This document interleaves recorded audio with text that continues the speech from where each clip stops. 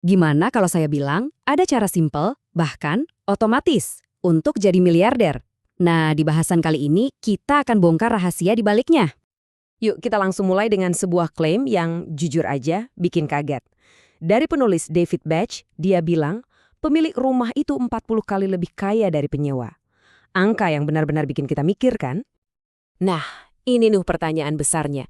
Jadi kalau kita sewa properti sambil investasi, itu salah dong ya? Ini adalah mitos utama yang mau kita bedah tuntas. Tapi sebelum itu kita perlu paham dulu kenapa sih pertanyaan ini penting banget buat banyak orang. Karena jujur aja, buat jutaan orang di luar sana, sistem keuangan tuh rasanya kayak rusak, kayak nggak adil dan nggak berpihak ke mereka. Coba deh bayangin, dari 10 orang di sekitar Anda, kemungkinan besar 7 di antaranya itu hidupnya gali lubang tutup lubang. Ya, dari gaji ke gaji. Ini realita finansial yang pahit, tapi nyata. Dan inilah yang bikin orang terjebak dalam siklus yang nggak ada habisnya. Gaji masuk, langsung habis lagi. Nggak ada sisa buat masa depan. Mereka ini bisa dibilang punya rencana tanpa rencana. Uang dateng, ya udah pergi gitu aja. Bahkan parahnya lagi, separuh dari penduduk Amerika itu nggak punya uang darurat $1.000 pun.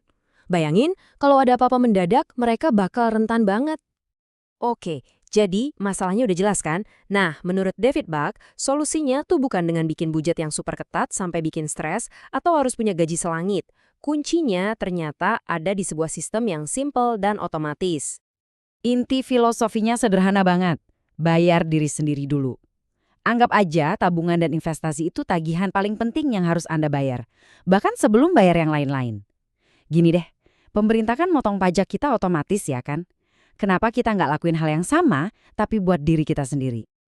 Sistemnya simple banget, cuma 3 langkah. Pertama, gaji masuk.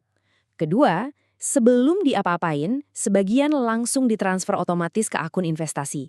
Nah, baru deh yang ketiga, sisanya itu yang Anda pakai buat hidup. Gampang kan? Cukup atur sekali di awal, abis itu lupakan. Biarin sistemnya yang kerja buat Anda. Nah, bagian paling kerennya adalah gimana dia bikin target ini jadi gampang banget buat dibayangin. Tujuannya cuma satu, simpan penghasilan dari 1 jam pertama kerja Anda setiap hari. Jadi ini bukan soal seberapa gede gaji Anda, tapi seberapa disiplin Anda menyisihkan sebagian kecilnya secara otomatis. Oke, sekarang kita balik lagi ke pertanyaan di awal tadi, soal rumah versus saham. Kita bakal lihat gimana filosofi otomatis ini justru ngebongkar habis argumen yang bilang menyewa itu lebih baik. Orang yang pro sewa sering banget bilang, kan kalau nyewa lebih murah, selisihnya bisa diinvestasiin. Kedengarannya masuk akal kan? Tapi menurut pengalaman David Buck, di dunia nyata itu hampir nggak pernah kejadian. Dia bilang, itu cuma mitos belaka. Orang nggak bakal disiplin ngambil sisa uang sewa itu terus dimasukin ke pasar saham. Nggak bakal. Nah sebaliknya, punya rumah itu justru kayak nabung paksa yang otomatis. Kenapa? Karena setiap kali Anda bayar cicilan, sebagian uang itu ngebangun kekayaan bersih Anda. Otomatis. Dan ini poin yang paling penting, daya ungkit atau leverage. Waktu Anda beli rumah, Anda cuma perlu bayar uang muka yang kecil, tapi Anda mengontrol aset yang nilainya jauh lebih besar. Jadi kalau harga rumahnya naik, keuntungannya itu dihitung dari nilai total rumahnya, bukan cuma dari uang muka Anda. Nah, kekuatan inilah yang nggak akan Anda dapat kalau investasi di saham biasa. Oke, terus gimana caranya kita bisa praktekin ini? Nggak peduli kita punya rumah atau enggak. Semuanya dimulai dari hal yang kelihatannya sepele. Kekuatan dari recehan harian. Coba deh iseng-iseng hitung pengeluaran harian Anda. Ngopi di kafe, makan siang di luar, langganan aplikasi yang jarang dipakai. Tahu nggak, semua itu kalau dijumlahin bisa-bisa habis $10.000 setahun loh.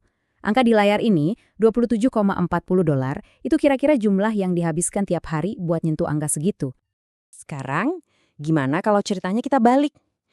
Gimana kalau uang segitu setiap hari kita temukan lagi di budget kita, terus kita atur supaya otomatis masuk ke rekening investasi? Apa yang bakal terjadi? Menurut perhitungannya Batch, kalau Anda investasiin $27,40 aja setiap hari, selama 40 tahun, itu bisa jadi lebih dari $4 juta. Gila kan? Angka yang benar-benar bisa mengubah hidup. Kuncinya apa? Kekuatan bunga majemuk. Di 10 tahun pertama, investasi Anda mulai ngebut. Masuk tahun ke-20, pertumbuhannya jadi signifikan banget. Dan setelah 40 tahun, kebiasaan kecil harian Anda itu berubah jadi kekayaan yang luar biasa. Poinnya adalah, waktu itu teman terbaik Anda dalam berinvestasi. Nah, saya tahu, pasti ada yang skeptis. Nanti kan kena inflasi, atau mana bisa dapat return 10%, atau ribet dan berisiko. Tenang, Bamej udah menjawab semua keberatan umum ini. Intinya, ada strategi-strategi simpel yang udah terbukti dan bisa diakses semua orang kok. Jadi intinya bukan cuma soal uang. Coba pikirin deh, seumur hidup Anda mungkin akan kerja sekitar 90.000 jam. Ini tentang gimana caranya Anda mengambil alih sebagian hasil dari aset paling berharga yang Anda punya, waktu Anda. Pertanyaannya sekarang bukan lagi bisa atau enggak, tapi kapan Anda memulai bikin rencana otomatis untuk masa depan Anda.